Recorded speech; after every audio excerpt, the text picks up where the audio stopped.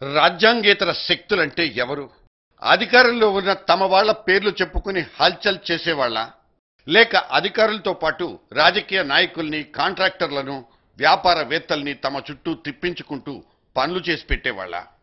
NTR అల్లుడిగా Chandrababu, NTR భార్యగా Lakshmi Parvathi, YS కొడుగ్గా Jagan, YS మిత్రుడిగా కేవీపీ, ఇప్పుడున్న సీఎం సోదరులుగా కిషోర్ రాజ్యాంగేతర శక్తులుగా పనిచేస్తున్నారంటూ ఆరోపణలు వెల్లువెత్తుతూనే ఉన్నాయి. ముఖ్యమంత్రులు వాళ్ల బంధుగణం దశాబ్దాలుగా పవర్ సెంటర్లుగా మారి అధికార దుర్వినియోగానికి పాల్పడుతున్న వైనాలు మన రాష్ట్ర రాజకీయాల్లో కనిపిస్తూనే ఉన్నాయి.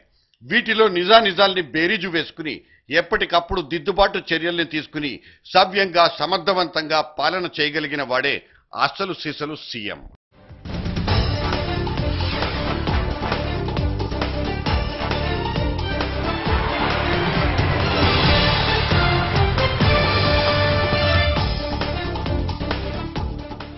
తాను పార్టీ స్థాపించిన తర్వాత సరిగ్గా 9 అంటే 9 నెలల్లో అధికారంలోకి వచ్చిన ఎన్టీఆర్ కు ఏ రకమైన పాలనానుభవం లేదు.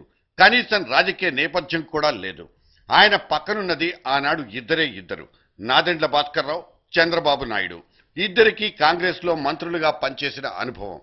భాస్కర్రావుది సీనియర్ కాంగ్రెస్ కండువా అయితే చంద్రబాబుది జూనియర్ కండువా. కానీ అల్లుడి హోదాలో చంద్రబాబు తన మామ ఎన్టీఆర్ దగ్గర చక్రం తిప్పేశారు.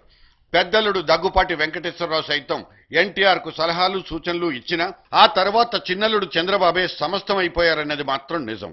పార్టీ నిర్మాణం నుంచి మెల్లగా మంత్రివర్గ నిర్మాణం దాకా చంద్రబాబు ప్రభావం పెరిగిపోయిన రోజులవి. కాంగ్రెస్ విపక్షంలో కూర్చుని చంద్రబాబు ఒక రాజ్యాంగ శక్తిగా ఎదిగిపోయారని తీవ్రంగా విమర్శలు చేయని రోజంటూ లేదు. అధికారులు, రాజకీయ నాయకులు, ఎమ్మెల్యేలు ఈ చంద్రుడి దర్శనం చేసుకోకుండా పెద్దాయన దగ్గరకు వెళ్లేవాళ్లే కాదు. ఒకవేళ వెళ్లి దర్శనం చేసుకున్నా తమ తిరుగు ప్రయాణంలో మాత్రం శ్రీశైలంలో సాక్షి గణపతి దర్శనం చేసుకున్నట్లు చంద్రబాబు దర్శనంతోనే అది ఎండవాలన్నది అనఫిషియల్ రూల్ బుక్. ఆ రోజుల్లో పెద్దలుడు వర్సెస్ చిన్నల్లుళ్ల చుట్టూ మంత్రులు, ఎమ్మెల్యేల మొహరింపు. న్యూస్ పేపర్లలో సైతం పెద్దల్లుడు, చిన్నల్లుళ్ల రిపోర్టింగ్ బీట్స్. మెల్లగా మొదలుపెట్టిన తన రాజ్యాంగేతర శక్తి అవతారాన్ని చంద్రబాబు కర్షక పరిషత్ అనే అధికారిక సంస్థను రూపొందించి దానికి చైర్మన్ గా నిలబడే వరకు నిరాటకంగా సాగిపోయింది.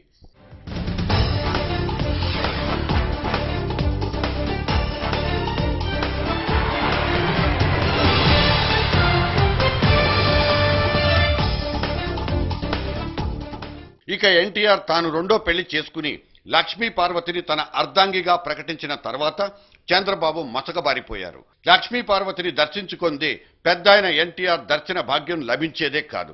మంత్రులు, అధికారులతో ఆమె ముచ్చటించేవారు. ముచ్చటగా కానుకలు సమర్పించుకునేవారు. ఆమె ముడుపులు కూడా స్వీకరించేవారన్న ఆరోపణలు వెల్లువెత్తాయి.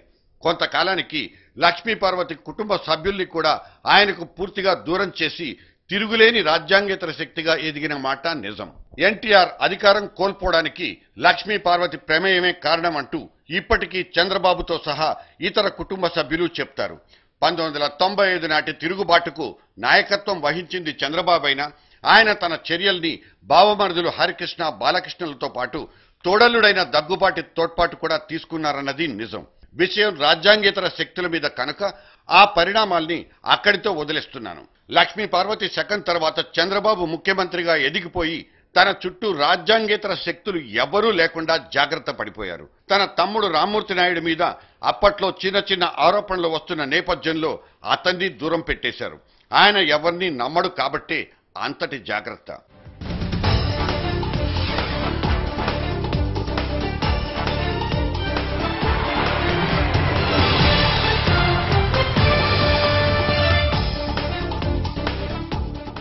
ఇక వైఎస్ రాజశేఖర రెడ్డి హయాంలో ఆయన కుమారుడు జగన్ చక్రం తిప్పిన విషయాలు ఒక్కటొక్కటిగా వెలుగులోకి రావడం కనిపిస్తోంది. 2004, 2009 సంవత్సరాల్లో అకస్మాత్తుగా అపర కుబేరులైపోయిన రాజకీయ నాయకులు, అధికారులు, మంత్రులకు జగన్ అభయహస్తం ఇచ్చారని చెప్పుకుంటారు.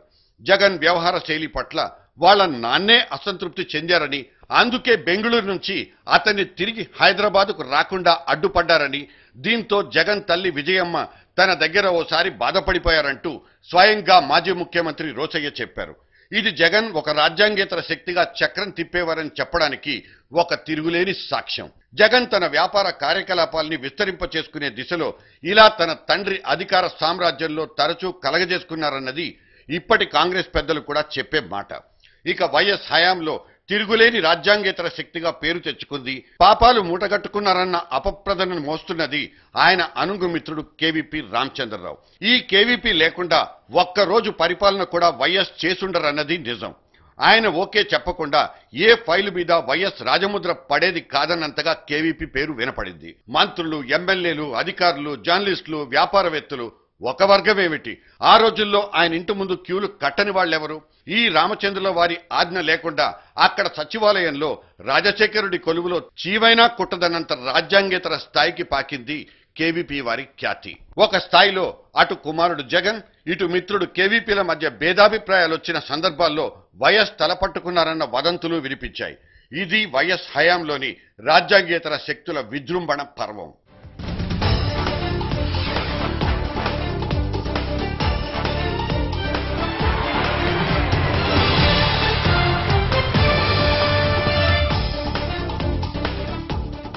ఇక మొన్నటికి మొన్న సీఎం కుర్చీ ఎక్కిన కిరణ్ కుమార్ రెడ్డి సోదరులు రాజ్యాంగేతర శక్తులుగా చక్రాలు తిప్పేస్తున్నారన్న విమర్శలు ఊపందుకున్నాయి.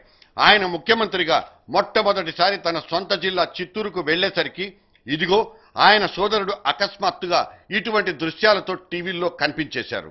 కిషన్ అనబడే ఈ కిషోర్ కుమార్ల వారు పార్టీని పటిష్టపరచడానికి, సీఎంకు అండదండలు అందించడానికి చురుకైన పాత్ర పోషిస్తుంటే దాంట్లో తప్పేముందంటున్నారు ముఖ్యమంత్రి వర్గీయులు. ఒక ప్రైవేట్ కంపెనీకి 1000 ఎకరాల భూమిని కేటాయింపజేయడంలో సీఎం సోదరుడి పాత్ర ఉందని వైఎస్ఆర్ కాంగ్రెస్ పార్టీ ఆరోపిస్తోంది. ఇది మన రాష్ట్ర రాజకీయాల్లో రాజ్యాంగేతర శక్తుల పాత్ర, చరిత్ర. ఇక వీళ్లతో పాటు ముఖ్యమంత్రుల చుట్టూ ఉండే వ్యక్తులు, కోటరీల కథాకమామిషు వేరే సంగతి.